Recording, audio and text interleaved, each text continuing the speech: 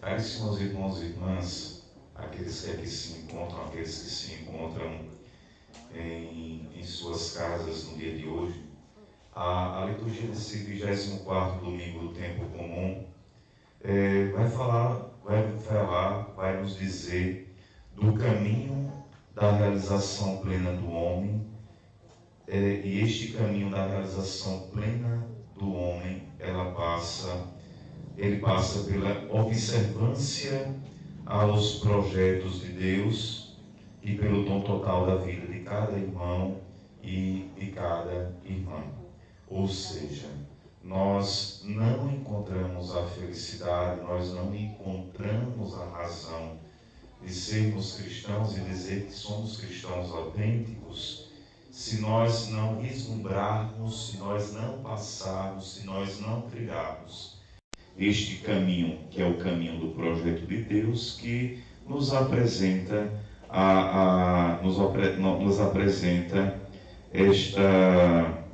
esta valorização do irmão, do nosso próximo. E isso vai um pouquinho na contramão, ou em uma maré contrária do que o mundo pensa. E esse caminho não conduz ao fracasso, mas à vida verdadeira, à realização plena do homem. O mundo vai dizer totalmente o contrário, porque o mundo, ele nos ensina, parece-me que mesmo este mundo tão humanista, o quanto se dizem, tão ecológico, tão não sei o que lá, das quantas, parece-me que nos ensina ainda assim pisar na cabeça dos outros para crescer na vida. A lógica de Deus é uma lógica totalmente diferente, o caminho de Deus é um caminho totalmente diferente, onde a realização do homem, a plenitude da realização humana, se dá através do seguimento do projeto de Deus e do amor que nós dispensamos aos irmãos e às irmãs, ou seja, ao amor que nós damos aos nossos irmãos e irmãs. Esta primeira leitura, que foi a segunda no dia de hoje, nessa nossa liturgia, desculpem pela troca, houve uma troca, apresenta-nos um profeta anônimo, aqui situado na profecia de Isaías, que é chamado por Deus a testemunhar a palavra da salvação, que para cumprir essa missão enfrenta a perseguição, enfrenta a tortura, enfrenta a morte. Então, aqui poderíamos dizer que a figura do servo sofredor, daquele que sofre, e que os cristãos do primeiro tempo, os cristãos do primeiro período, viram neste servo sofredor, com certeza, a figura também de Jesus Cristo. Contudo, o profeta, ele está consciente de que a sua vinda não foi um fracasso. Quem confia no Senhor e procura viver na fidelidade ao seu projeto, triunfará sobre a perseguição, triunfará sobre a morte. Nem tudo aquilo que parece derrota, nem tudo aquilo que parece para a gente uma derrota, é derrota. Nem tudo. Não é nem tudo. Por exemplo, a morte. Dona Constância, Dona Constância, depois de um longo período acamada, depois de um grande período com problemas de saúde, ela veio a óbito. 107 anos de idade, não é? 107 anos de idade. Quem é que vai ver 107 anos? Ninguém, nem um padre que está com a dor de cabeça enorme aqui no dia de hoje. Não viveremos, né? Um ou outro aqui vai ser tiradinho assim, de lá, e vai viver 107 anos de idade. A morte parece-me um fracasso. Mas para ela foi um fracasso? Gente, não foi um fracasso. Foi a vitória do encontro com Cristo. Então, nesta perspectiva, que é a perspectiva também da salvação, da nossa elevação, da elevação da nossa humanidade, a divindade do Senhor, que se dá através da encarnação do seu Filho, da sua morte e ressurreição, o qual ele eleva a nossa humanidade e a sua divindade, cada um de nós nos encontramos na glória do Senhor. Então, nem tudo aquilo que parece derrota é derrota, e muitas vezes se torna uma vitória. E temos que dar graças a Deus por isso, né? É até às vezes meio complexo, né? A gente falar isso até para a família em um momento desse, mas é verdade. Não é verdade? E é isso que a gente celebra. No Evangelho, Jesus aqui é apresentado como o Messias, o libertador, enviado ao mundo pelo Pai para oferecer aos homens o caminho da salvação e da vida plena. E cumprindo o plano do Pai, Jesus mostra aos discípulos que o caminho da vida verdadeira não passa pelos triunfos e êxitos humanos, mas pelo amor e pelo dom da vida, até a morte se for necessário. E Jesus vai percorrer este caminho quem quiser ser seu discípulo tem que aceitar percorrer também um caminho que é semelhante.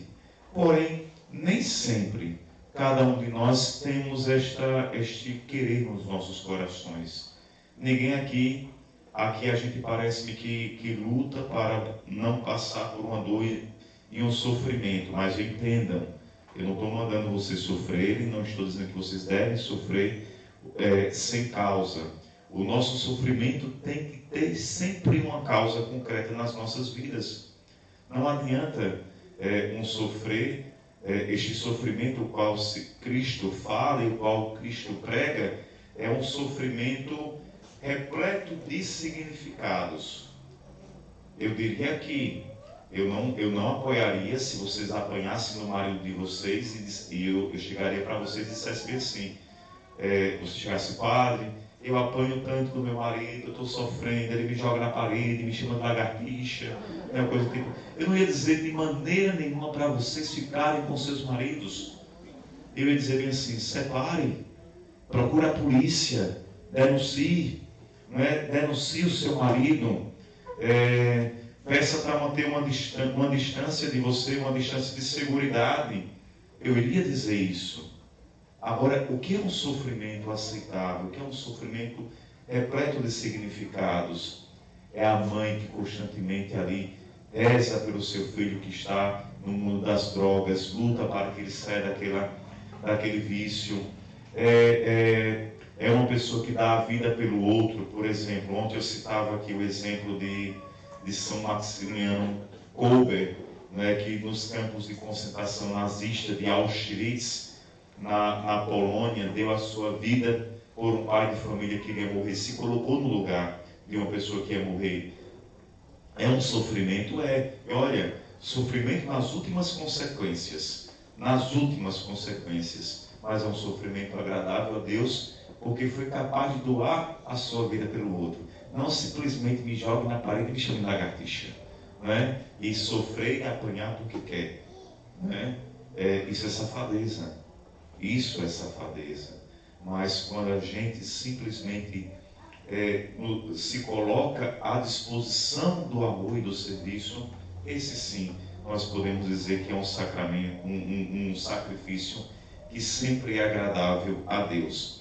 A segunda leitura, ela lembra a cada um de nós que somos crentes que o seguimento de Jesus não se concretiza com belas palavras e com teorias muito bem elaboradas, teológicas, como queiramos chamar, mas com gestos concretos de amor, gestos concretos de partilha, gestos concretos de serviço, gestos concretos de solidariedade para com os irmãos. Então, às vezes o nosso discurso é um discurso meio que farisaico. E o que é que se apresenta neste discurso farisaico?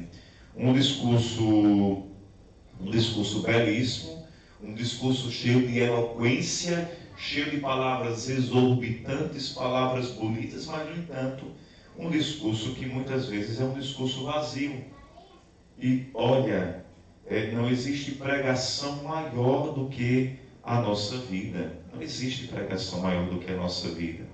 Não existe pregação maior do que a nossa entrega ao nosso próximo, aos necessitados não somente da materialidade, mas também daquilo que é espiritual.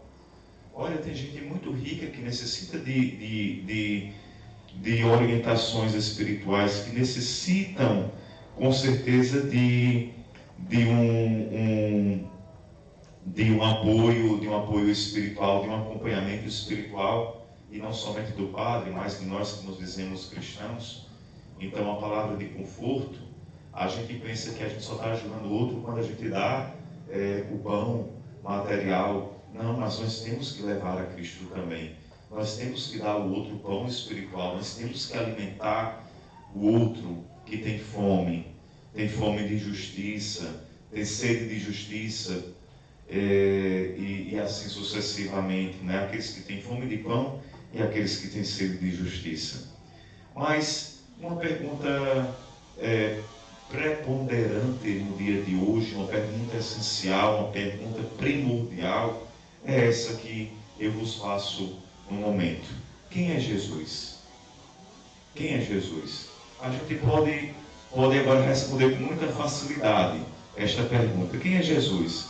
Eu diria, em terceira pessoa, a gente responde muito fácil, né? A gente pergunta quem é o outro, perguntando quem é o outro, não quem sou eu, não quem é ele, mas quem é o outro. E a gente diz bem assim, Jesus é o Filho de Deus, né?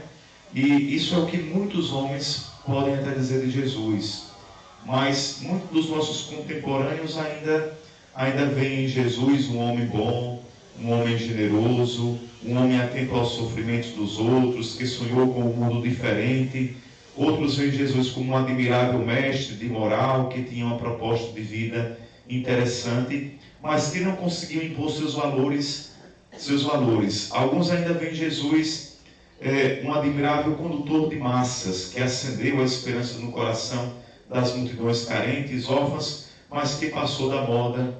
E quando as multidões deixaram de se interessar pelo fenômeno, outros ainda veem em Jesus um revolucionário, outros veem em Jesus ainda um profeta, e assim sucessivamente. Então são várias setas que podem indicar quem é Jesus. Mas esta pergunta que é essencial e importante: e vós? Né? E você? E você? Eugênia, Maria, Raimundo, quem é que eu sou? Valdanor, quem é que eu sou? Quem é que eu sou? Essa é a pergunta que Jesus faz. Elias, quem é Jesus? Né? Elias, e aí vai de forma muito pessoal, né? De forma muito pessoal para cada um. Cada um se coloca como se Jesus estivesse fazendo. A Alda, que está ficando novinha, né? Alda, quem é Jesus para você? Né? Quem é Jesus para você? E a gente pode se colocar diante desta pergunta e dizer: quem é Jesus para mim?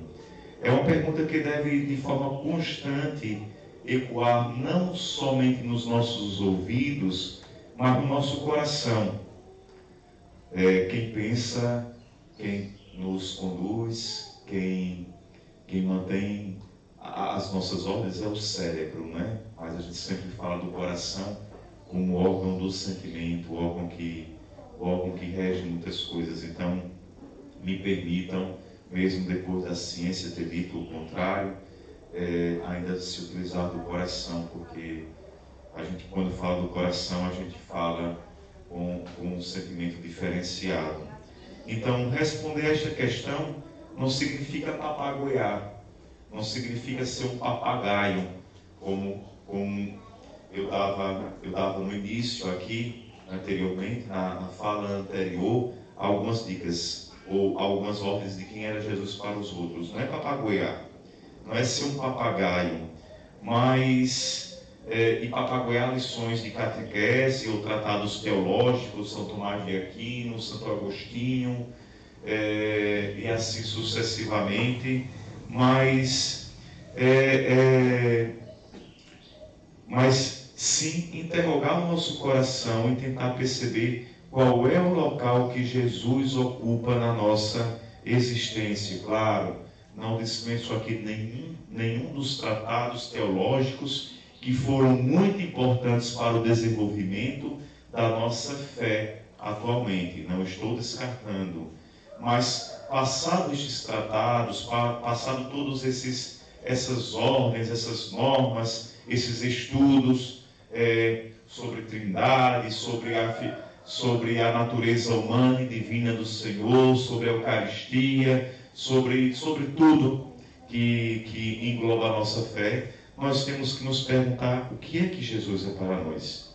E responder esta questão obriga-nos a pensar no significado que Cristo tem na nossa vida, na atenção que damos às suas propostas, na importância de seus valores, os seus valores assumem nas nossas opções, no esforço que fazemos, o que não fazemos para o seguir. Quem é Cristo para mim? Né? Quem é Cristo para mim? Esta é a grande pergunta que nos fazemos no dia de hoje. E frente a frente ao Evangelho deste domingo, coloca a lógica dos homens, Pedro, e a lógica de Deus, Jesus. A lógica dos homens aposta no poder, no domínio, no triunfo, no êxito, garante-nos que a vida só tem sentido se estivermos ao lado dos vencedores, se tivermos dinheiro em abundância, se formos reconhecidos e incensados pelas multidões, se tivermos acesso às festas onde se reúne a alta sociedade, se tivermos o conselho administrativo de uma empresa, se formos próximos às autoridades e assim sucessivamente.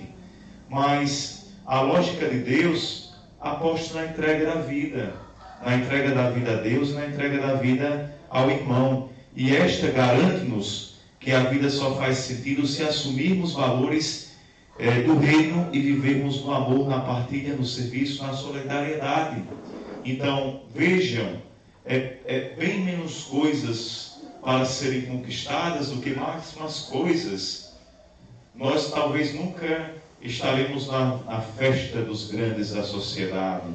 Talvez nós nunca seremos convidados para estarmos ocupando cargos ou funções extraordinárias. Até, imagina mesmo, até o padre, quando fala alguma coisa aqui que dói no calo do político, ou coisa do tipo político, deixa o padre de lado, entendeu? Deixa, pode ter certeza disso, porque incomoda, porque a gente incomoda. Então, quando vocês virem, de repente, mudança comportamental de autoridades políticas, é porque alguma coisa aí está mexendo no calinho e está doendo, né? Então, o padre, que era uma figura que prestava também, deixa de prestar, porque não diz aquilo que eu quero ouvir, não diz aquilo que eu quero ouvir. E parece que temos que estar condicionados a dizer aquilo que as pessoas querem ouvir. Gente, nós não estamos para falar o que nós queremos ouvir, mas muitas vezes para falar o que eu devo escutar, o que você deve escutar. Porque triste daquele que acha que não tem que melhorar na sua vida. Triste daquele que pensa que não tem que mudar na sua vida, que não deve transformar o seu coração, que os outros são errados e que eu só sou certo, eu só sou certa. Triste de nós pensarmos assim. Triste. É triste, gente. É triste a gente se dizer cristão e a gente achar que sempre é o outro que está errado e que eu nunca preciso mudar. Será que nós não precisamos mudar? Hein? Será?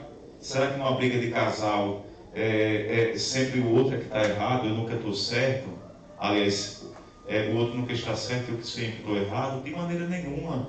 Isso não se dá na relação marital, isso não se dá na relação de amizades, isso não se dá na relação de trabalho, em nenhuma relação. Todos nós temos falhas, todos nós temos culpas em nossas vidas e temos que assumir. Mas qual é a minha escolha? Qual é a minha perspectiva destas propostas que me são apresentadas? Jesus tornou-se um de nós para concretizar os planos do Pai e propor aos homens, através do amor, do serviço, do dom da vida, o caminho da salvação, da vida verdadeira. Olha só, se a gente se coloca na posição de Deus, a gente vai dizer, por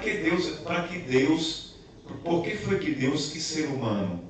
Porque Deus quis assumir a nossa humanidade. Ele não perde a sua natureza divina. Mas por que Ele quis assumir a nossa natureza humana? Natureza humana que sofre, natureza humana que dá dor de cabeça ao homem, natureza humana que ontem aqui vocês não viram.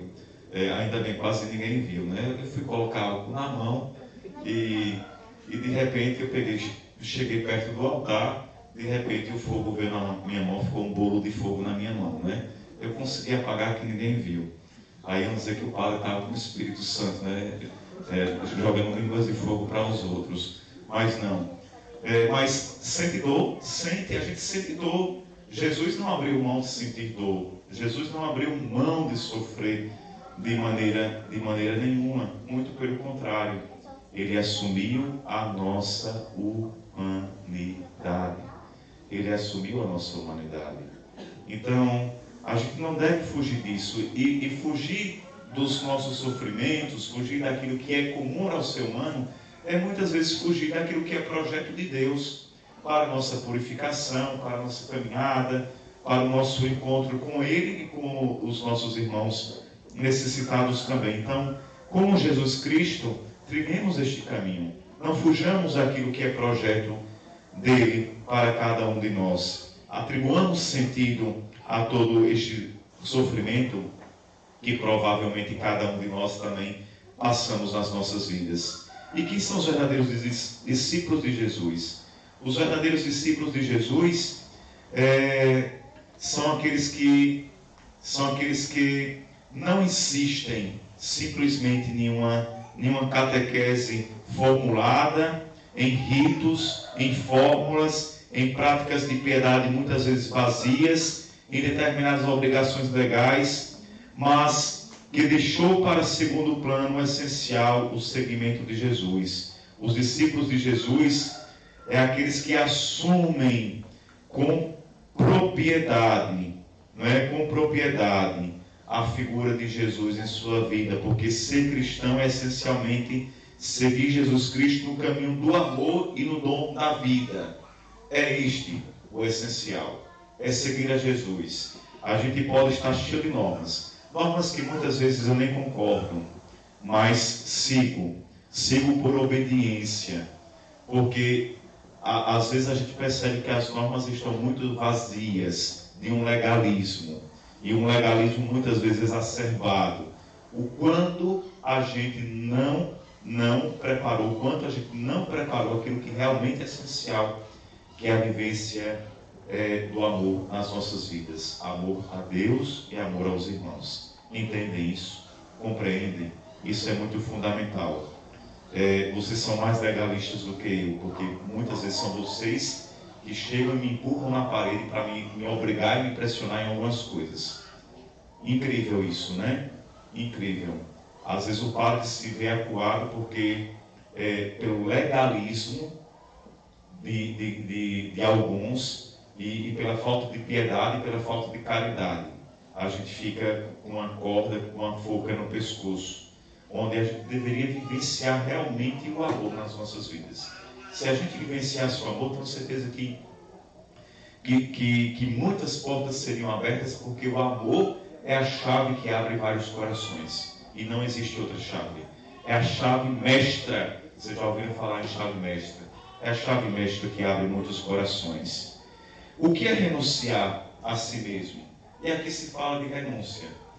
Aqui se fala de renúncia. É não deixar que o egoísmo, o orgulho, o comodismo, a autossuficiência domine a vida. É isso. O seguidor de Jesus não vive fechado no seu cantinho, a olhar para si mesmo, indiferente aos dramas que se passam em sua volta. Ele é aberto, Ele é aberto. O que é tomar a cruz? Tomar a cruz é amar até as últimas consequências, até a sua morte, como o exemplo que eu citei de São Maximiliano Kolbe. Então, que cada um de nós possamos realmente nas nossas vidas renunciar a nós mesmos, renunciar ao nosso egoísmo e ser capazes de tomar a cruz e seguir o Senhor Jesus. Se fizermos isso, tenho a certeza, meus caríssimos irmãos e irmãs, filhos e filhas, nós estaremos em um caminho muito, muito próximo aos céus. Nós estaremos no caminho a Jesus Cristo. Que cada um de nós coloque no nosso coração no dia de hoje esta grande necessidade do encontro com Jesus Cristo e do encontro com os irmãos. Louvado seja nosso Senhor Jesus Cristo.